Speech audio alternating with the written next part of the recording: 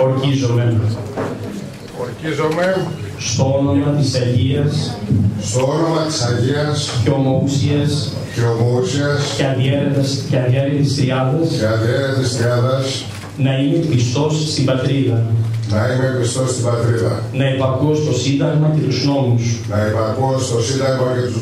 Και να εκπληρώνω τίμια και ευσυνείδητα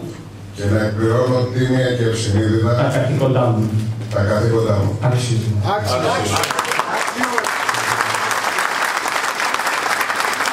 Ορκίζομαι στο όνομα της Αγίας και ομοούσιας και αδιέρετης Τριάδας να είμαι πιστός στην πατρίδα. Να υπακούω στο Σύνταγμα και τους νόμους. Και να εκπληρώνω τίμια και ευσυνείδητα τα καθήκοντά μου. Καλή επιτυχία, καλή δύναμη.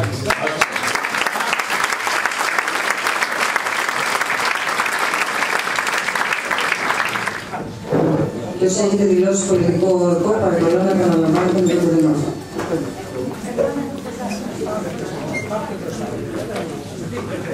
Συνάδελφοι, ό,τι θέλετε. Αν θέλετε εδώ μπροστά, έλατε εδώ μπροστά. Κατά σειρά.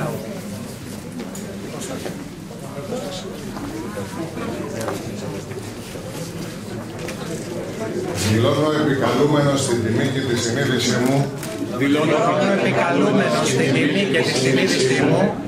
ότι θα είμαι πιστός στην Ελλάδα,